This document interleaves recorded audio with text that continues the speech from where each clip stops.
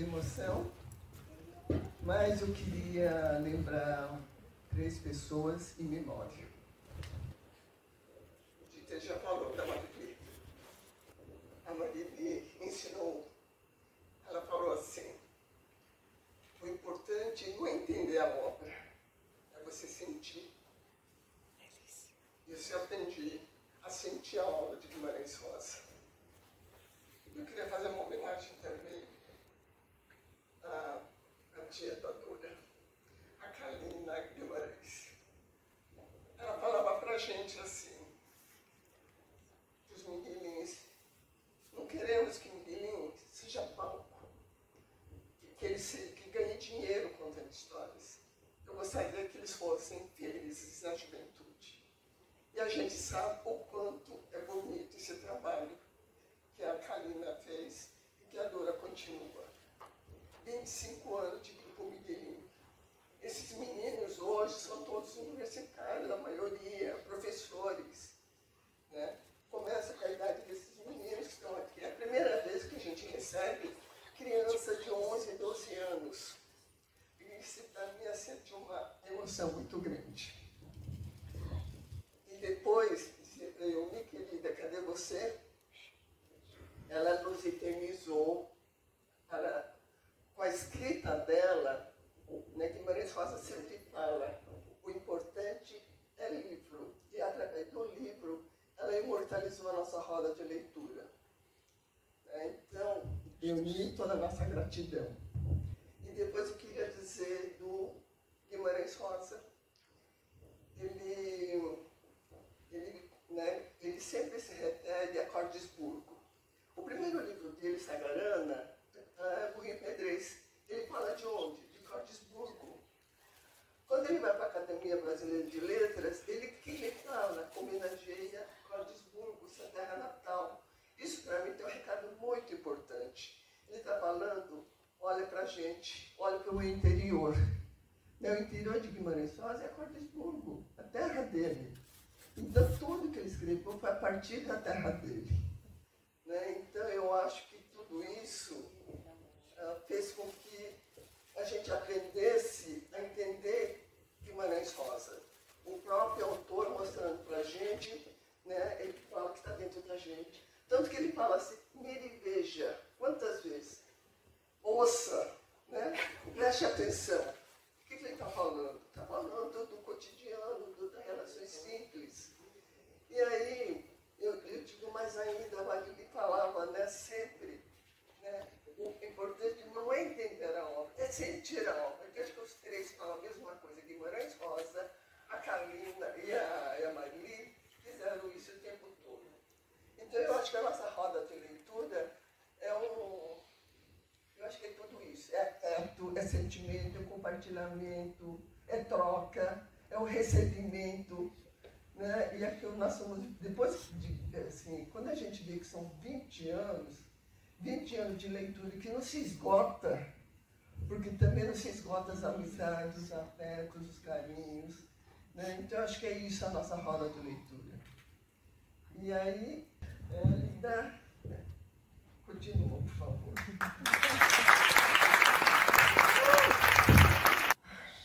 E essa é para vocês, a Rosa que pediu.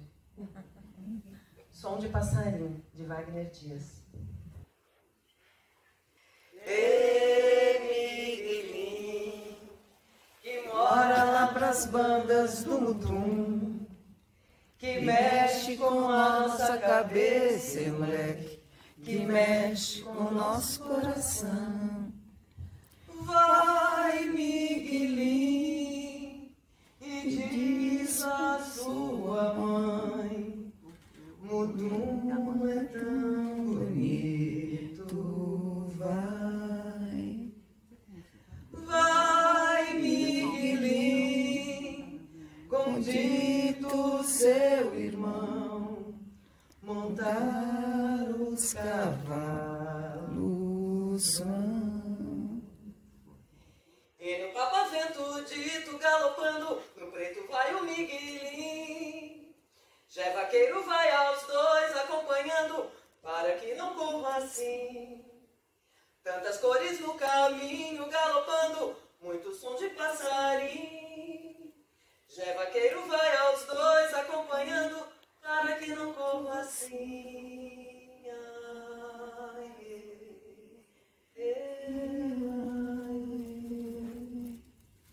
Miguelinho,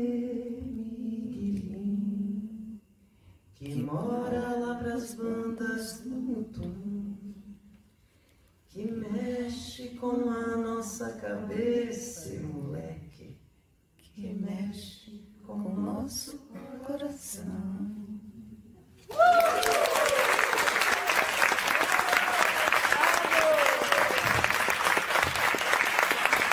É com vocês agora, Dora Guimarães. Bom, gente, eu sempre emociono, vocês sabem disso. Eu só queria dizer o seguinte, que a história de Cordesburgo, do grupo Miguelinho, está muito misturado com o IEB, né? com a roda de leitura.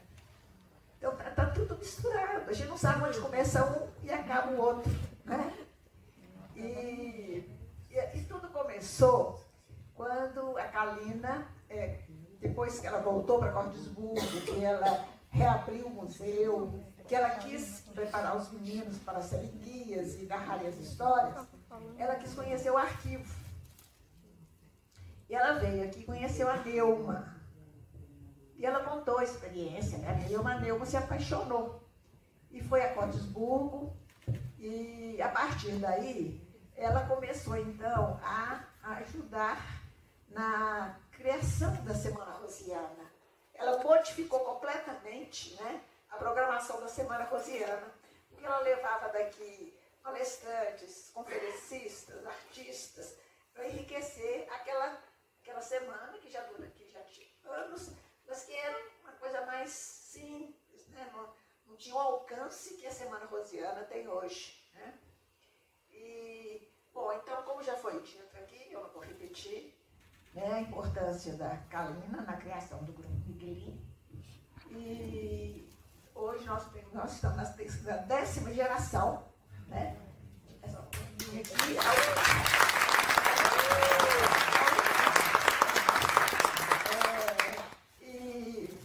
E é isso aí, gente. E hoje eles vão apresentar para vocês um pouquinho da obra de Guimarães Rosa.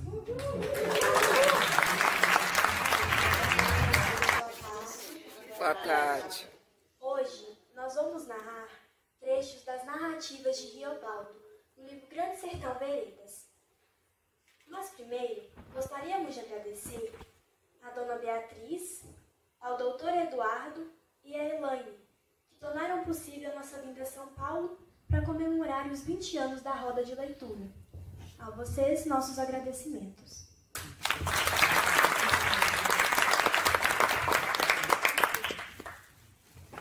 Primeiro encontro de Riobaldo de Adorim. Se deu há tanto, imagine. Eu devia de estar com uns 14 anos, sim. Tínhamos vindo para aqui, minha mãe e eu, no porto do Rio de Janeiro nosso. O senhor viu? Hoje lá é o porto de seu Joãozinho, o negociante. Pois tinha sido que eu acabara de sarar de uma doença. E minha mãe feito uma promessa para eu cumprir, quando ficasse bom. Carecia de tirar esmola. Metade para se pagar uma missa, metade para se pôr dentro de uma cabaça, bem tapada e breada, que se jogava no São Francisco, a fim de ir, baía abaixo, até esbarrar no santuário do Santo Senhor Bom Jesus da Lapa, que na beira do rio tudo pode. Ora, lugar de tirar esmola era no porto. Mãe me deu uma sacola, eu ia todos os dias e esperava por lá. Raro que alguém vinha, mas eu gostava, queria novidade quieta para os meus olhos. De repente, vi um menino, encostado em uma árvore, pitando cigarro. Menino mocinho, pouco menos do que eu, ou devia de regular minha idade. Ali estava com um chapéu de couro e se ria para mim. Não se mexeu, Antes fui eu que vim para perto dele. Mas eu olhava para esse menino com um prazer de companhia, como nunca por ninguém eu não tinha sentido. Achava que ele era muito diferente. Gostei daquelas finas feições, a voz mesma muito leve e muito aprazível. Fui recebendo em mim um desejo de que ele não fosse mais embora, mas ficasse sobre as horas, e assim como estava sendo, só meu companheiro, amigo desconhecido. Ele me disse que ia passear em canoa, me perguntou se eu vinha. Tudo fazia com realce de simplicidade, tanto desmentindo pressa, que a gente só podia responder que sim. Ele me deu a mão para ajudar a descer o barranco. Era uma mão bonita, macia e quente. Agora eu estava vergonhoso, perturbado. Escolhemos a canoa. Ele se sentou em minha frente. Estávamos virados um para o outro. Olhei. Aqueles esmerados e smartes olhos, botados verdes, de folhudas pestanas, luziam um efeito de calma que até me repassasse. Eu não sabia nadar. Só era bom por estar perto do menino. Nem em minha mãe eu não pensava. Eu estava indo a meu esmo. Saiba o Senhor que o de Janeiro é de águas claras e é rio cheio de bichos cágados. Um pássaro cantou, iambu e periquitos bandos passavam por cima de nós. Não me esqueci de nada. Aquele menino, como ia poder deslembrar? Ele era dessemelhante. Já disse, não dava minúcia de pessoa, outra nenhuma. Eu queria que ele gostasse de mim. Mas com pouco, chegávamos no do Chico. De repentemente, aquela terrível água de largura, imensidade. Tive medo, sabe? Tudo foi isso. Tive medo. Apertei os dedos no pau da canoa. Eu tinha um medo imediato. E com tanta claridade do dia, quieto, composto, confronte. O menino me via. Carece de ter coragem. Ele me disse. Visse que viu minhas lágrimas? Doí de responder. Eu não sei nadar. O menino sorriu bonito. Eu também não sei. Sereno, sereno. Eu vi o rio, vi os olhos dele, semelhavam uma luz. O que até hoje minha vida avistei de maior foi aquele rio, daquele dia.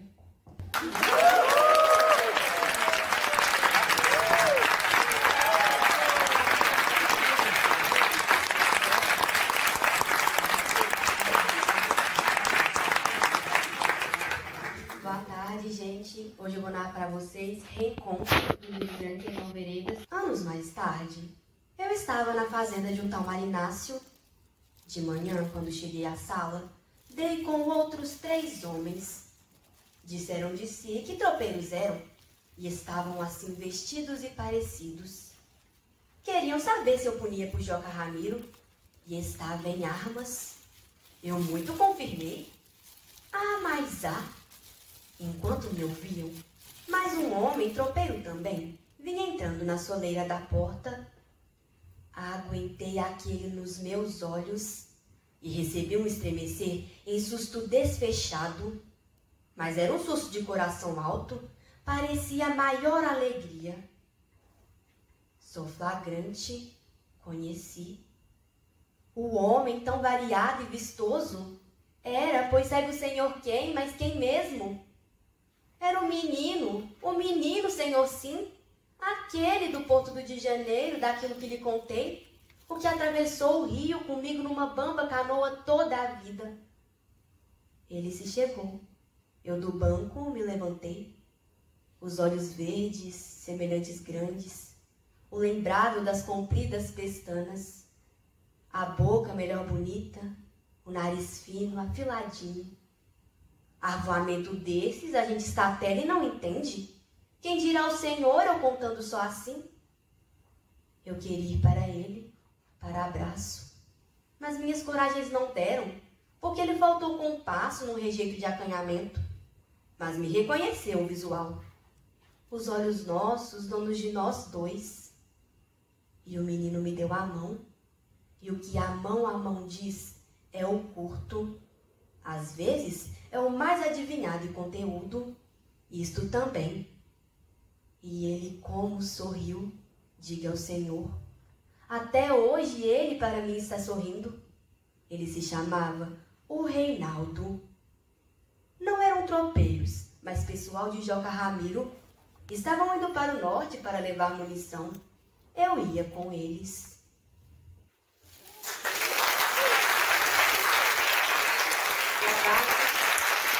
Eu vou narrar para vocês relação de nome. O Reinaldo se chegou para perto de mim. Acho que olhei para ele com que olhos. Isso ele não via, não notava. Ele me queria bem, digo ao Senhor. Mas, graças a Deus, o que me falou foi com sucinta voz. Reinaldo, pois tem um particular que eu careço de contar a você e que esconder mais eu não posso. Escuta, eu não me chamo Reinaldo de verdade. Este é meu nome apelativo, inventado por necessidade minha. Carece de você não me perguntar por quê. Em meus lábios, a vida da gente faz 7 voltas se diz. A vida nem é da gente. Ele falava aquilo sem rompantes, sem tonos, mas antes com pressa, quem sabe, se com tico de pesar e vergonhosa suspensão. Você era menino, eu era menino. Atravessamos o rio na canoa, nos topamos naquele porto. E foi desde aquele dia que somos amigos. Que era, eu confirmei e ouvi. Pois então, o meu nome verdadeiro é Diadorim. Guarde esse meu segredo sempre. Quando sozinho a gente estiver, é de Diadorim que você deve me chamar. Digo e peço em voz alta. Muito ouvi. Era tão singular. Fiquei repetindo em minha mente as palavras, modo de me acostumar com aquilo. E ele me deu a mão. Naquela mão eu recebi as certezas dos olhos, os olhos que ele viu em mim, tão externos, quase tristes de grandezas. Deu alma em cara. Adivinhei o que nós dois queríamos. Então eu disse, Diadorim, Diadorim. E com força de afeição, ele sério sorriu. E eu gostava dele, gostava. Aí tive fervor que ele carecesse de minha proteção. Toda a vida eu terçando, garantindo, punindo por ele. Reinaldo, Diadorim, me dizendo que já era real o nome dele. Foi como dissesse notícias que em terras longe se passava. Era o nome. Ver o quê? O que é o nome? Nome não dá, nome recebe. Na razão desse encoberto, nem resumir curiosidades. Mas havendo ele querer que só eu soubesse, e só eu esse nome verdadeiro pronunciasse, entendi o valor daquilo. A amizade nossa, ele não queria acontecida simples, do comum, sem calço. A amizade dele, ele me dava. E a amizade dada é amor.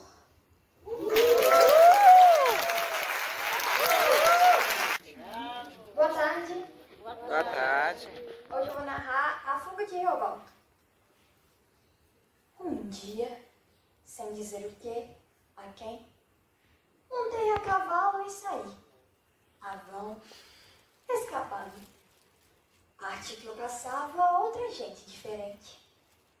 e marchei 2 léguas. O mundo estava vazio. Boi e boi, boi e boi e campo. Eu tocava seguindo por trilhas de vacas. Atravessei o Ribeirão Verde, com buzeiros e engazeiros debruçados. E ali era val de gado. Quanto mais ando querendo pessoas, parece que entro mais no sozinho do vago. Foi o que pensei na ocasião. De pensar assim, me desvalendo. Eu tinha culpa de tudo na minha vida. E não sabia como não ter. Fui recebendo em mim a tristeza da pior que todas, que é a sem razão de motivo. E eu nem sabia mais o montante que queria, e nem aonde eu extenso ia. Um tanto assim, que até um corguinho que defrontei, um riachinho à toa, de branquinho, olhou para mim e me disse: não. E eu tive de obedecer a ele, que era para eu não poder ir mais para adiante. O riachinho me tomava a bênção. Então, deitei. Eu vinha tão afogado. Dormi, deitado no pelego. Quando a gente dorme, vira de tudo. Vira pedras, vira flor. Mas eu estava dormindo, era para reconfirmar minha sorte.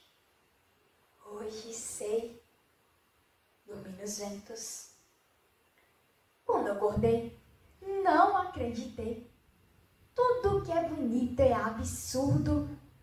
Deus estável, ouro e prata, que de Adorim aparecia ali, a uns 2 passos de mim, e vigiava, sério, quieto, feito ele mesmo, só igual a ele mesmo nessa vida. Tinha notado minha ideia de fugir, tinha me rastreado, me encontrado. Não sorriu, nem falou nada. Eu também não falei. Naqueles olhos e tanto de Diadorim, o verde mudava sempre, como a água de todos os rios em seus lugares ensombrados. Aquele verde arenoso, mas tão moço, tinha muita velhice, querendo me contar coisas que a ideia da gente não dá para se entender. E acho que é por isso que a gente morre. De Diadorim ficar esbarrado ali, esperando o meu acordar e vendo o meu dormir, era engraçado, era para poder se dar feliz risada. Não dei, não pude, nem quis. Apanhei foi o silêncio do sentimento feito um decreto. E digo ao Senhor, como foi que eu gostava de Diadorim? E tinha de gostar tramadamente assim, calar qualquer palavra. Ele fosse uma mulher, eu me encorajava no dizer paixão e no fazer. Negava, diminuía. Ela no meio dos meus braços. Mas 2 guerreiros, como é que iam poder se gostar? Mesmo em singela conversação, por detrás de tantos brios e armas. Mas em antes se matarem em luta, um, o outro, e tudo impossível.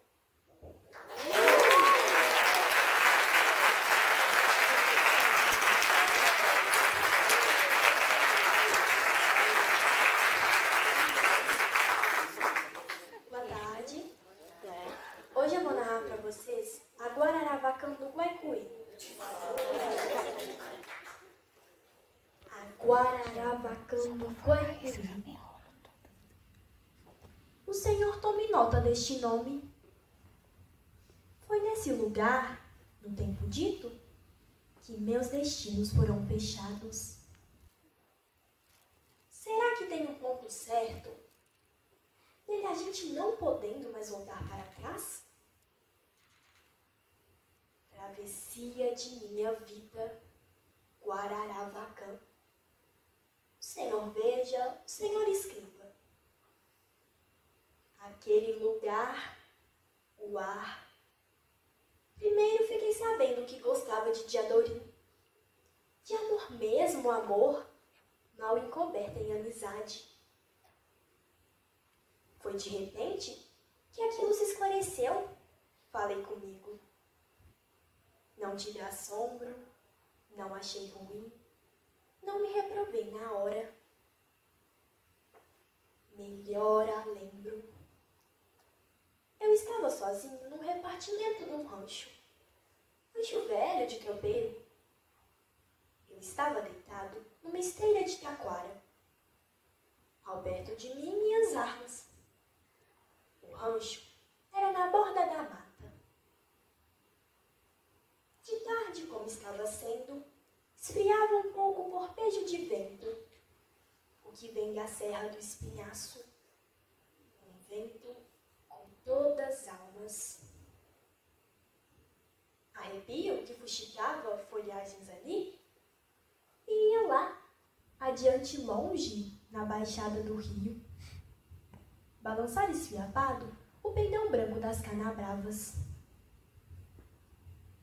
Me deu saudade de algum buritizal, saudade dessas que respondem ao vento, saudade dos gerais. O Senhor vê o remor do vento nas palmas dos buritis todos, quando é ameaça de tempestade.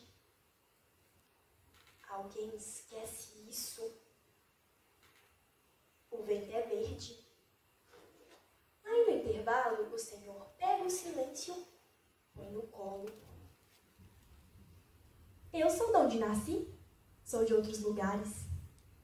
Mas lá na Guararavacã eu estava bem. O gado ainda pastava meu vizinho. Cheiro de boi sempre alegria faz. Os quem, aos casais, corriam, catavam permear as reses no liso do campo claro. Mas nas árvores pica-pau bate grita. E escutei o barulho, vindo de dentro do mato, de um macuco, sempre solerte. Era mês de macuco passear solitário, macho e fêmeas desemparelhados, cada um por si. E o macuco vinha andando, sarangando, macucando. Aquilo, eles estavam no chão feito galinha de casa. Eu ri. Vigia este, Diadorim. Eu disse. Pensei que Diadorim estivesse em voz de alcance. Ele não estava. O nome de Diadorim, que eu tinha falado, permaneceu em mim. Me abracei com ele. Diadorim, meu amor. Como era que eu podia dizer aquilo? Explicou o Senhor. Como se Dredd fosse, para não ter vergonha maior, o pensamento dele que me escorreu figurava diferente. Um Diadorim, assim meio singular, por fantasma, apartado completo do viver comum, desmisturado de todos, de todas as outras pessoas. Um Diadorim só para mim. Tudo tem seus mistérios. Eu não sabia. Mas com minha mente, eu abraçava com meu corpo aquele Diadorim que não era de verdade. Não era? A ver, que a gente não pode explicar essas coisas. Mas de dentro de mim, uma serpente. Aquilo me transformava, me fazia crescer de um modo que doía e prazia. Aquela hora, eu pudesse morrer. Não me importava.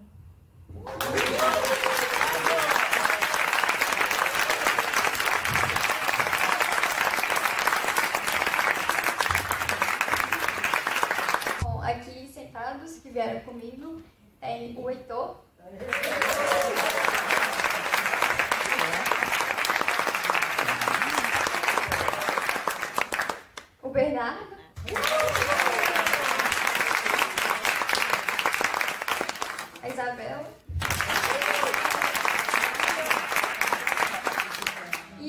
Eduardo. Tem eu também, né? Mas é bem difícil de apresentar. Maria Antônia. Bom, agora para finalizar a nossa participação no evento, esse último texto a gente gostaria de homenagear o Pedro, que é o criador da logomarca da nossa camiseta.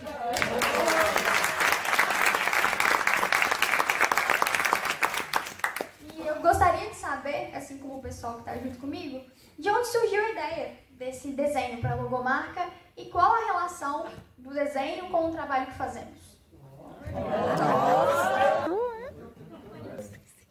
Quando eu recebi o edital para participação, tinha uma série de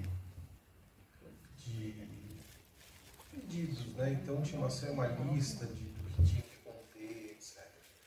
Então, assim, para resumir bastante, foi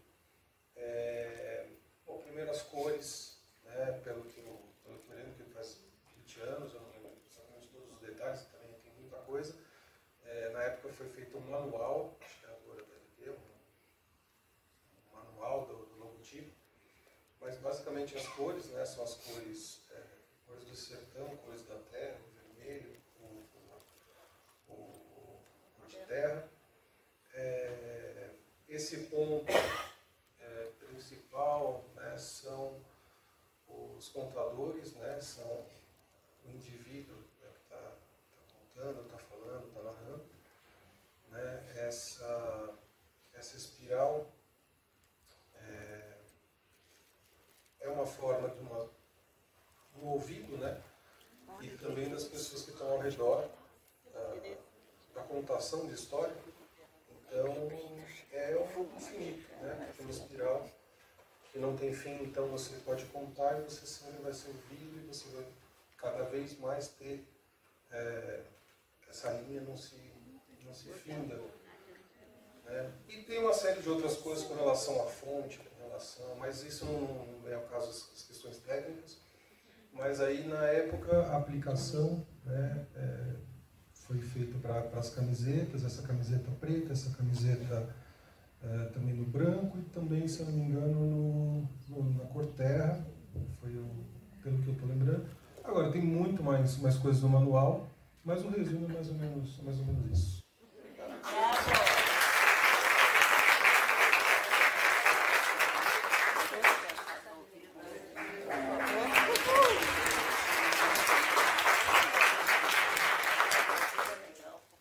Bom, agora eu vou narrar um trechinho retirado do conto A Hora e a Vez de Augusto Matraga, do livro ao Pedro. Bom, esse trechinho ele fala de uma parte da vida do Matraga que depois de anos de sofrimento ele redescobre a vida.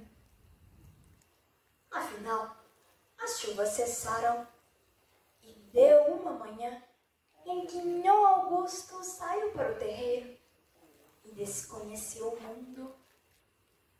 Um sol, tal qualzinho a bola de enxofre do fundo do pote, marinhava céu acima, num azul de águas sem praias, com luz jogada de um para o outro lado, e um desperdício de verdes cá embaixo, a manhã mais bonita que ele já pudera ver. Estava capinando na beira do rego.